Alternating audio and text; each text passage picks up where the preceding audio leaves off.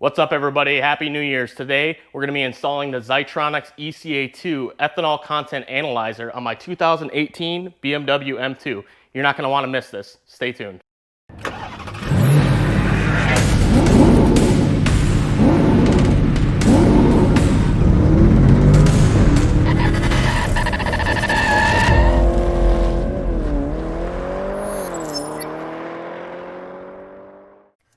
This is the Zeitronix ECA-2 Ethanol Content Analyzer. It's a very small unit. It's probably about maybe 2 inches by 4 inches by maybe an inch tall or so. It has several ports on here that connect to various things on your car. The first one here is going to be the sensor port. This sensor port is what connects to the flex fuel sensor that we installed in my last video. It's just a 4-pin port. Basically, it carries the signal from the flex fuel sensor to this device here that has a chip in it that translates that into things that our car can understand, as well as you'll see a gauge plug here, and I'll get to that a little bit later. The other one here is a signal line. Now this signal line is an 8-prong plug, and this outputs and inputs various signals to different things. The main things that we're going to be focusing on today are going to be the ground and the 12-volt power. That's going to come from the ignition source of our car, and that's going to power this unit as well as the flex fuel sensor itself. The other 2 lines that we're going to be connecting today are going to be the CAN high and CAN low, and that allows us to connect this device to the CAN bus on the 2018 BMW M2. Once this is all connected, you can then implement a tuning system like ECA-2 is currently one of the few that supports flex fuel. ECA-2 will essentially intercept that CAN bus signal and be able to read the ethanol content of your fuel and adjust your tuning. Additionally, boot mode is going to have support for this soon, and this device here should be directly compatible with the boot mode tuning system as well. So that's my main purpose of this video, is just to give you an overview of this. I'm going to do the install on it. If you caught my last video, I cut it short where we were actually running the wires for this. So if you haven't seen that yet, be sure to click on the link down below to my other video. Additionally, we have a gauge output here. This gauge will connect with the Zeitronix gauges that are available on their website. And I have one here. And I bought this one. This one only shows ethanol content. And you can see it has it's basically like a phone jack here. It's an RJ11 jack, and it plugs right into the side of the ECA-2. This one shows just ethanol content. They also have other ones that show fuel temperature. I'm not so concerned about fuel temperature, so I didn't bother with that one. But you know, if that's something that interests you, obviously you can do that. So next up, we're going to go ahead and pop the hood on my car and basically pick up where we left off in my last video. All right, so if you remember my last video, we left off with running this line here from the flex fuel sensor. I've undone the zip ties on it so that I could move it out of the way. And one thing to note here is I don't have a whole lot of room here. So I need to make sure wherever I route this into the cabin of the car, I have enough room for it to reach. You know, worst case scenario, I have to go in here and I have to cut these lines and then put some extensions on them. You know, if you're familiar with electronics and you've done some soldering, or you know, you can even use there's solderless connectors and things like that you can do. It's really not that difficult to do. Just make sure you obviously don't change the orientation of the lines. You know, make sure they're all connected properly. So we may have to do that. But what we're going to do first here, before we get into that, is this whole shroud up here is going to be in my way. So I'm going to go ahead and pull this off. I'm going to pull the other one off over here as well. And then we'll see what we're working with. All right, so these covers here are just connected with these 3 10mm nuts up here, or bolts up here. These are literally finger tight. I don't even bother using a wrench on them. I just grab a deep well socket and then I just put it on there and I turn them. So yeah, just go ahead and do that for both sides. And then you can pull these right off. Like I said, they come off very easily. You just pop them out here.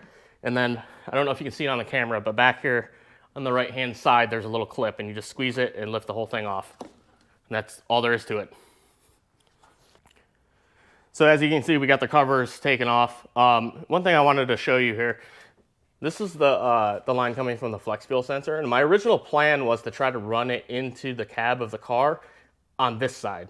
And if you have a DCT, you might be able to do that. Unfortunately, I have a 6-manual transmission, so the access point is actually used by the line that connects to the clutch. So unfortunately, I'm not going to be able to come in on this side, at least not easily. So we're going to have to go look on the other side of the car. Now, I did talk to somebody on Bimmer Post. His name was MJ6 is his username. So definitely huge props to him. He did this right before I did. So it was extremely helpful for him to kind of do some trial and error and kind of figure things out for me. He mentioned that behind the fuse box here, there's actually an access port that we can probably pop out and then run that line into there. So this line coming from the flex fuel sensor, like I said, you don't have a whole lot of room to work with here, but I think we have just enough to be able to get this into that access port, which is, I don't know if you can see it on the camera, but it's right down here. It's back behind this fuse box. So I'm gonna have to pull the lid off the fuse box to get a little bit easier access to it, and then see what we're working with. Let's do it. All right, anytime you're working with this fuse box, you wanna be a little bit careful. You don't wanna damage this at all, because this is a sealed unit. And if any water or anything gets in here, which is, it's obviously in a spot where water can get on top of it. I mean, you can see I have like leaves and debris and stuff like that in here that I probably need to clean out. But obviously water can get on into this area of the car. So you want to make sure that this stays completely sealed and we don't get any water in there. You're going to have massive problems and we don't want to deal with that. So I think we can just squeeze these in and this will pop off. Yep.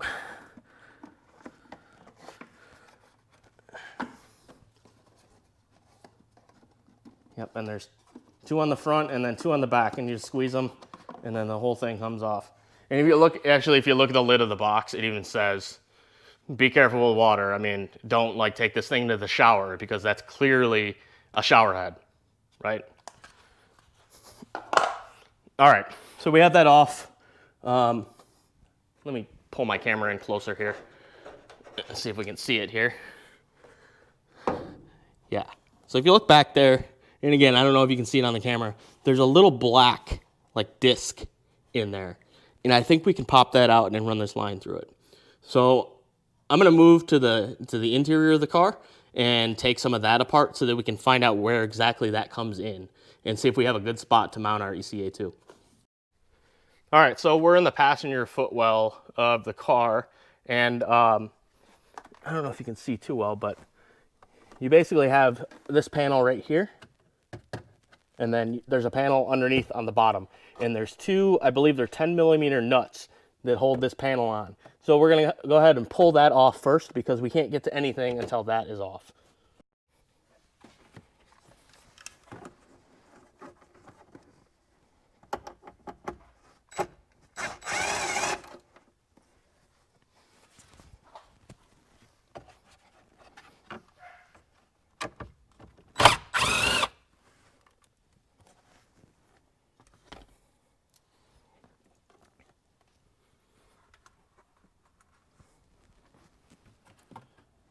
All right, so once you have those nuts off, you have basically this front panel here, and this just kind of pulls down. You just pull on this, it's got some clips on it, and it'll pop right off with a little bit of force.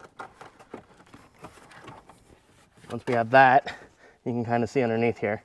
Now, when you pull it off, you might not see all these wires right here, and I'll explain about these wires later on. But for right now, let's just get the rest of the way off.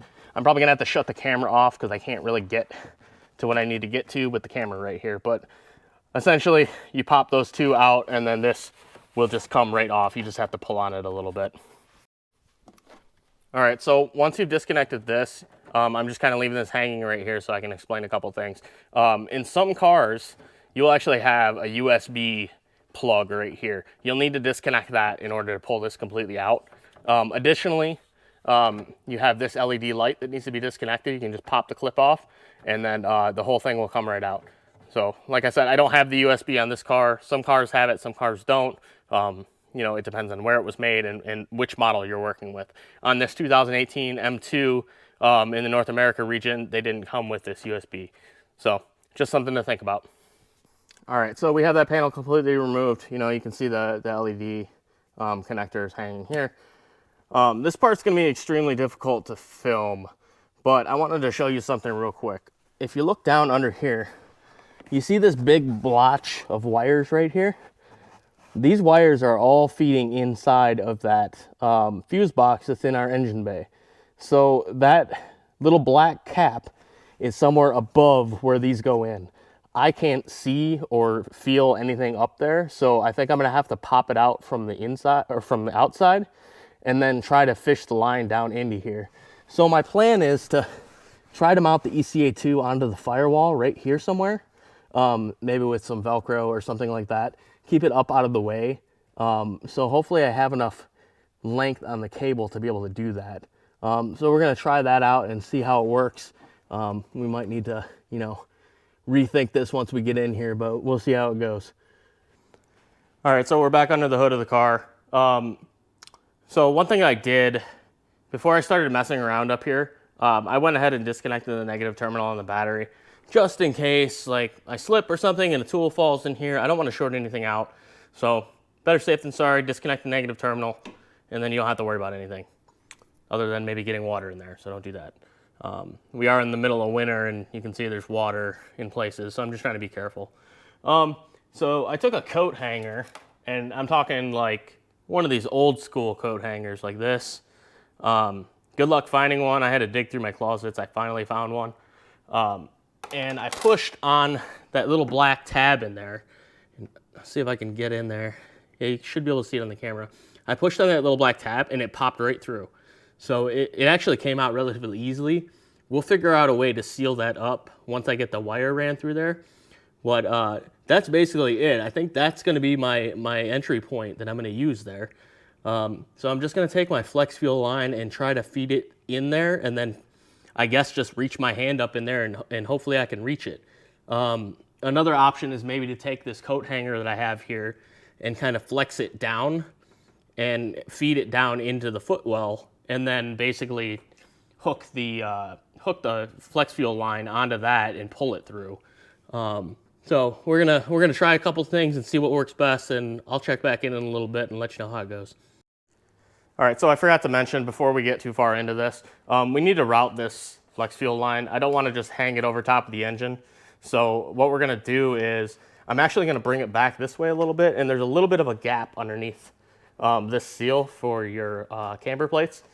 There's a little bit of a gap right here, so I'm gonna run it under there, which is gonna get me on the other side over here. And then there's a channel that runs right along here, and I think I'm gonna run it right along that channel, all the way along the top of the car, and then over to that hole. And I think this may give me just enough room to reach the cable. If not, we may be splicing some cables together, but we'll cross that bridge when we come to it. So it turns out I don't have anywhere near enough room to run this with the route that I wanted to go. No big deal. I happen to actually have another harness from the Zeitronix ECA-2. So I have another harness. And what I did is I just cut this one, and I'm gonna cut this and I'm gonna tie this into that one and give me, I probably got about another 3 feet here. So that should give me plenty of room to get inside of the firewall. So we go ahead and cut that one. This one's already cut. I've already got these nice and cleaned up and ready to go. So we'll just do that one and then we'll go from there. So one thing to note with these is these are probably 22 gauge wires. So if you're doing stripping and stuff like that, you can see that these wire strippers have numbers on them, and you want to make sure that you're using the right one so that you don't cut, you don't cut the wire itself. If you do plan on putting wires in here, if say you don't have another harness like I do, if you do, make sure you leave yourself enough room to reconnect this. Since I'm not reconnecting this, I don't really care. So I'm just gonna cut it up here, and I'll just cut all 3 of those wires at once, clip them off there like that, kind of pull this back a little bit and give myself some room to work. And then we're just gonna go through and we're gonna strip these back maybe 1/8 of an inch, maybe a little bit more, somewhere around there. But like I said, they're about 22, so we just wanna go to our 22 slot there and then just pull it out like that. If you haven't done any soldering before, maybe call a friend or somebody that knows how to do this stuff. You definitely want to make sure these are connected well. You don't want this getting disconnected or pulled out, or you don't want to get wet or anything like that. So, like I said, if you've never done this before, call a friend. First thing I'm going to do, and it might be difficult to see because it's kind of far away and I have my camera mounted up a little high, but I'm going to tin these wires, and that means I'm going to put some solder actually on the wires themselves. It makes it so it's a little bit easier to connect them together once we get the other end. So I'm just going to tin these up real quick. You can see I can just flow a little bit of solder on there. You can probably see the smoke coming from it. I have them on a set of pliers here just to kind of hold them in place so they don't move around.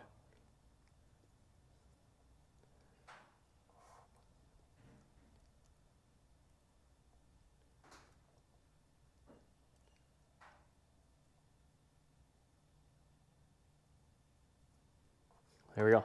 So those are all tinned up. There's a small amount of solder on the end of each one of them, which will make it a little bit easier to connect the other side. So I'm going to take the other end of it and do the exact same thing. All right, so before you connect these together, make sure that you have your sealers, or these little shrink wrap things. Make sure you have them on the wires before you actually do this. If you happen to forget and you get them all soldered together and you forget these are on here, you can just wrap some electrical tape around these and they'll be fine. I just like these ones because they're watertight and I know they're not going to come off. So at this point, we're going to get everything kind of lined up here, and then I'm going to take my soldering iron and I'm going to melt the solder that's actually on the wire itself. I need to get a little close for this, so try to concentrate. But you just basically get the wires close together like this, and then you heat up the solder that's actually on the wires themselves. And then just let it sit there for a second, let it harden. Well, that one didn't quite take. Let me get this.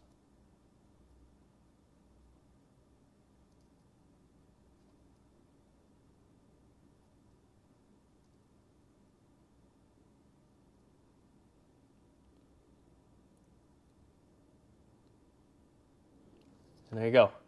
Once it's held on there for a second, it'll harden, and then you can move on to the next one. All right, so the battery died in my camera at some point during this process. I'm soldering these connectors together. I'm not sure where I'm going to edit this video in, but I'm soldering these together just so they're nice and secure.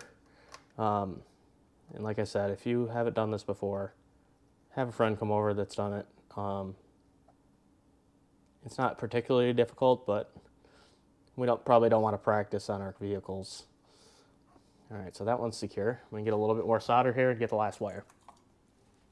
Now we're just going to take this heat shrink tubing and put it over top.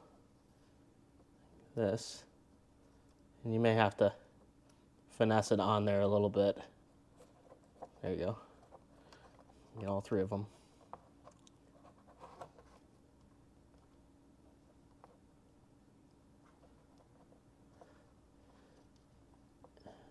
Some of these are going to be easier than others. This one's got quite a blob of solder on it, so I may have to come back and clean that up a little bit. These heat shrink tubes are pretty much just big enough to get over top of these. And this one actually melted a little bit, so it's tighter on this end than it is over here. I may not be able to get this one on without cutting it. All right, so this one's a little too tight. It's actually melted on the end here, so I'm going to take a really sharp knife here, and I'm just going to cut this lengthwise, like that. Hopefully that'll give me enough breathing room to get it over top of here. Oh, I didn't quite make it all the way to the end there.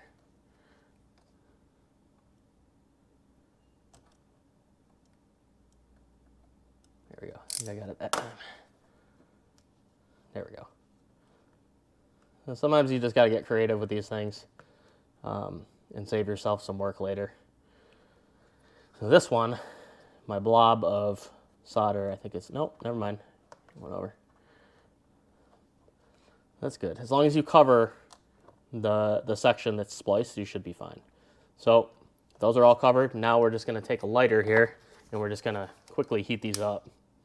You don't have to put a ton of heat on them, but this is going to shrink them down and seal them around the wires so they don't get any water in them.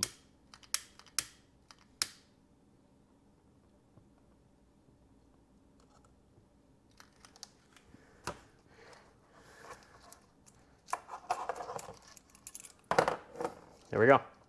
Those are all sealed up. So I still have this, you know, this shielding around here. So I'm going to bring these closer together, and then I'll probably take some duct tape and put it right there. Or sorry, not duct tape. I'm going to take some electrical tape and wrap it around here just to hold those together. So I'm going to do that, and then we'll start wiring this through the inside of the car. So we got the connection all soldered together. Like I said, I taped the outside casing on this together so that it wouldn't come apart.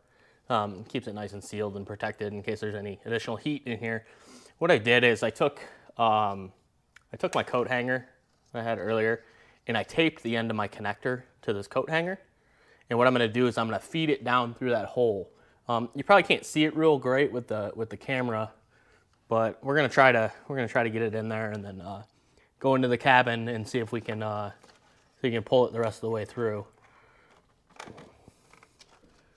Oh, it actually wasn't too bad to get it in there.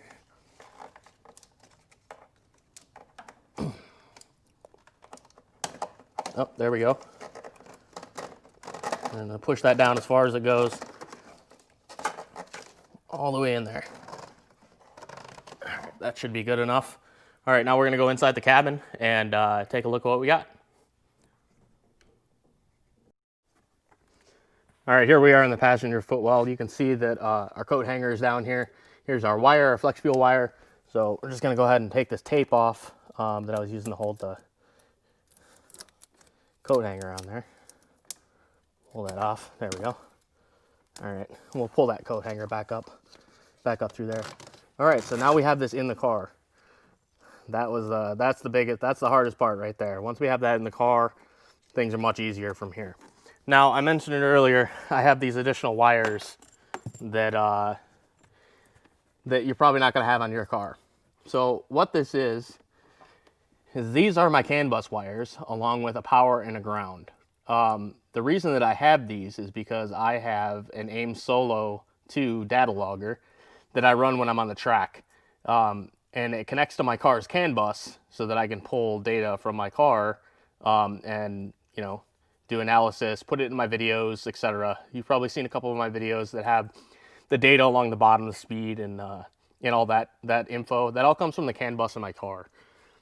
So what I did is I've already tapped the CAN bus wires, and back behind this panel here, this is your FEM back here. There's a panel here with some fuses and there's some plugs, and one of those plugs actually has your CAN bus wires on it, and these wires are actually tapped into it. And it's this one here and this one here are my two CAN bus wires. And then this one here is a 12-volt ignition source, and I actually ran that from my trunk so that I could tap into the fuse panel in the back. And then this is a ground, and this is just grounded to a bolt back over here. And then on the end, I have one of these aviation style connectors. I really like these connectors because they're very robust. They have a screw-in lock so they don't come undone. So basically I had this running up along here and then down into here, and I just feed it out through here, and I would connect my data logger to it. But now that we have an additional device that we need to connect into this, I have to rethink this a little bit. So one of the problems that I had with my AIM Solo is it would basically pull power from the CAN bus when the car was off. And I would get a warning on my dash that said something is draining your power. This is an issue with the AIM Solo itself. So I built this. Now, if you follow me on the forums, you've probably seen my post where I built this. This is essentially a 2-channel relay inside of this box. And what it does is it's got the 4-pin aviation connectors on the end, and it's got your power, your ground, your CAN high, and your CAN low. When a 12-volt source comes into this box, it connects the CAN high and the CAN low, so they flow through this box. When the 12-volt source is lost, it disconnects those CAN bus wires for me. So my plan for this is I'm going to build another one of these boxes. This one's too small. I need one a little bit bigger. And what I'm going to do is I'm going to have one input that's going to plug into here. Oh, it's got Velcro on the bottom. And I'm going to have two outputs. One of them is going to go to my data logger, and the other one is going to go to this. So this is, I did this last night. I soldered another one of my aviation connectors on the end of the wires that are supposed to go into the ECA-2. So here's the ECA-2, and it has the signal line, which is an 8-pin connector. It's a Molex connector. And you take this, you can plug it right into here. There. And now I can just plug this right into my relay box and should work just fine. There's a bunch of extra wires here for the Zeitronix. These are not ones that I'm using. There's things like 0 to 5 volt for if you're running like a JB4 or something like that, you might want to tap into that. There's a bunch of different uses for them, but for my purposes, I don't need them. So I just cut them off and kind of folded them back and got them out of the way. So what we're going to do is, before we pin everything up here, I'm going to connect all this stuff together and I'm going to turn it on and make sure that we're actually getting data and everything is right before I button everything up, because you don't want to button everything up and then realize, oh crap, I messed something up and now I have to go back and take it all apart. So we're going to take our sensor wire here, plug it into the sensor input here. We're going to take this, and this is going to go into our relay box. It doesn't matter what side this goes on. It can go on either side. This is bidirectional, so the data and the power will flow either way. And then we're going to take my connector to my car and plug it into this one. And like I said, I'm going to build another one of these boxes. I've got an enclosure that's supposed to be here at some point today. Thank you, Amazon. I'm going to rebuild this box. So that's all connected. I'm going to go grab my my gauge and plug it into here, and then we'll turn the car on and we'll see what it looks like. All right, so I reconnected my negative battery terminal. Now I'm going to hit the ignition on the car. I don't have to actually start the car. I just have to hit the put it into basically ignition mode on effectively, and then this should light up and we should see some ethanol content. You can see it's starting up there. ECA E10. That's actually pretty good. Usually, I have 93 octane in here right now, so this should effectively, be anywhere from 8 to 10, maybe 11 or so. That's normal content, at least in North America.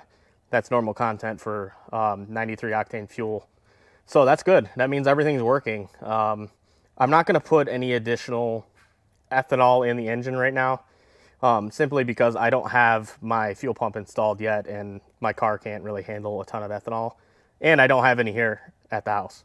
So that's basically it. Now we're gonna kind of get underneath here and try to find a better way to button all this stuff up. I'm gonna go into the engine bay and get those wires situated and tightened down and put to where they need to go.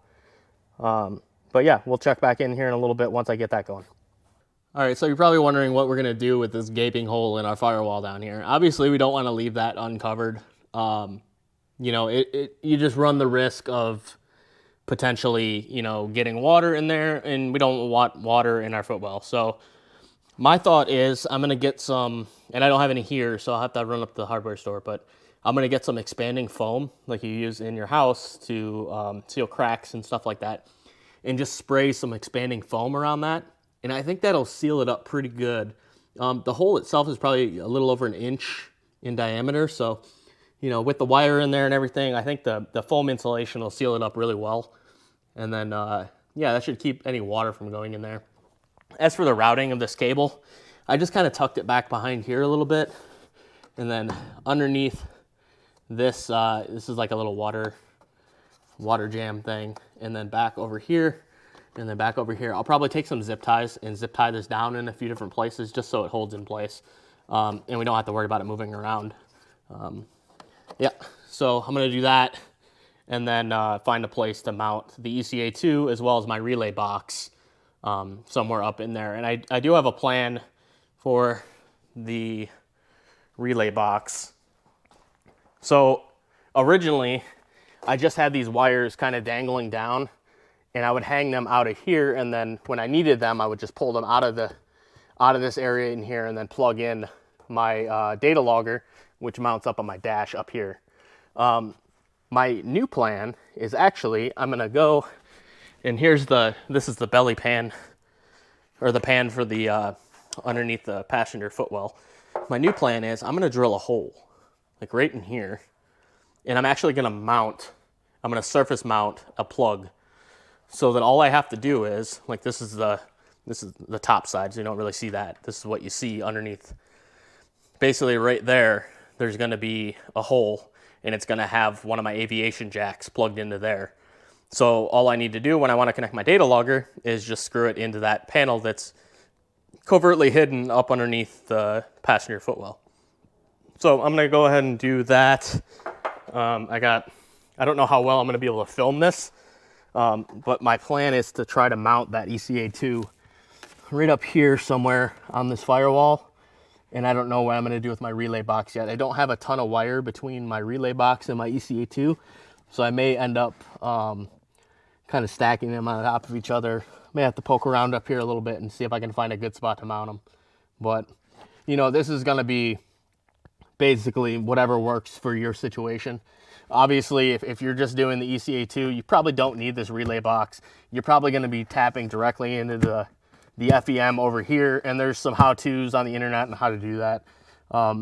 It's not too terribly difficult, but again, if you're not electronics savvy, I would highly suggest you get somebody that knows what they're doing to handle this part, because you definitely don't want to be messing with the wires in your car and mess something up, and then you can have all kinds of problems.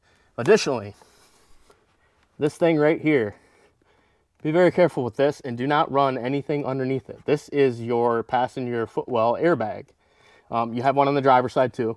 You definitely don't want to have anything underneath here. Don't mount anything to this, because that will become a projectile if you ever get in an accident.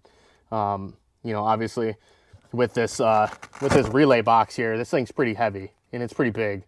You know, you don't want, this would probably break bones if it came down from an airbag into your legs. So you want to be very careful with that. So, you know, there's some space up maybe over here that you could put the ECA-2. The ECA-2 is pretty small. So, you know, there's plenty of areas where you could probably mount it. I don't know what this plastic thing is right here, but that may actually be a good spot. It may just sit right in there, and that'd be a good spot to put it. But you can find what works best for you. And yeah, so let me get this all buttoned up, and then I'll show you the finished product. All right, so it's day 2. I had to rethink a couple of things. So I was getting ready to mount all the equipment, the relay box, you know, the ECA-2. I was getting ready to mount all that stuff to my firewall to keep it nice and clean and get everything out of the way so that you can't really see it. The problem is there's not a ton of room on the firewall.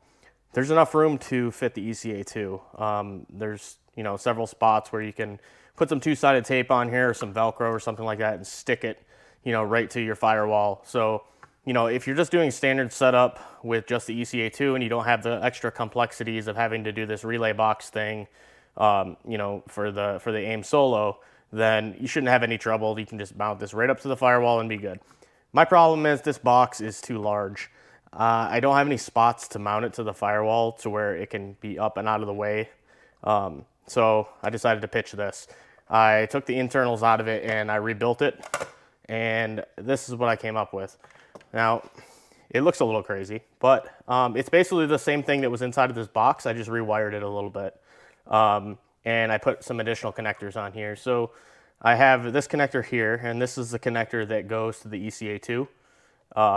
And then I have this Molex connector here, and this is actually going to plug into another Molex connector, a female Molex connector, that's going to go to the plug for my AIM Solo.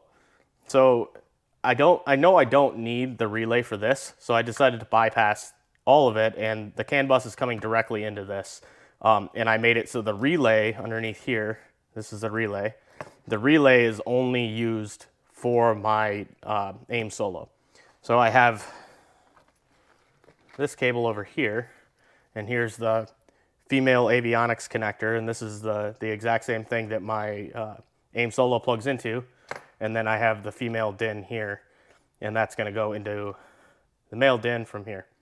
So I think this is much smaller. I can get this to fit much better, and yeah, so I'm going to give that a shot, and once I get everything buttoned up, I'll shoot a couple more videos and show you how everything's mounted up, and then that should be it. All right, so I got everything mounted up. Pretty happy with how it turned out. The relay itself could probably be mounted a little bit better, but let me just show you what I got going on down here.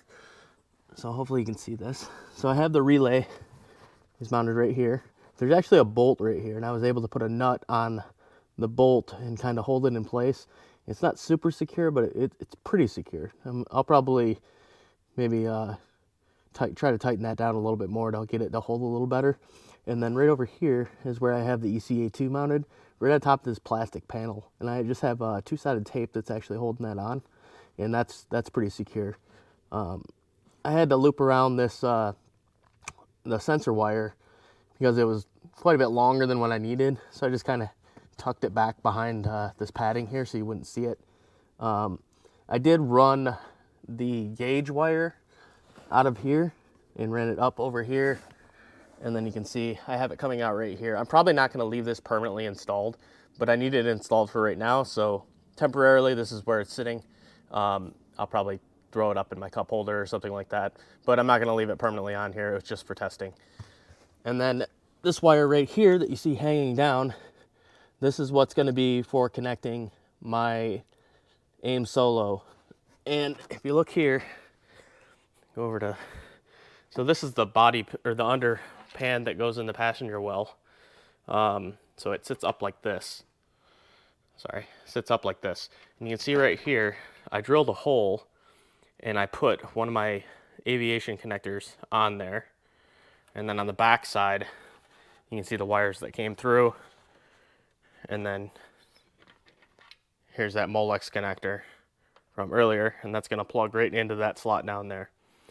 So that's basically it. All I got left to do here is, put this bottom panel back on, and we should be good to go. I tested it a few times as I was putting it together, just to make sure I had all the wiring right. You always want to make sure that you test stuff first before you go bolting it down. And with electronics, I always test with a multimedia first before I go plugging into my car. Just as a safety precaution, it's usually a good idea. So I'm gonna get this finished buttoned up, and that's about it. That's the whole process. The only thing I didn't really cover is, tapping the CAN bus wires, and maybe someday I'll do a video on that. Like I said, that's all in the FEM, which is up here. I already had it tapped, so I'm not gonna tear it all apart again. So if you like this video, be sure to like, subscribe, and follow, and I'll catch you on the next one. Thanks.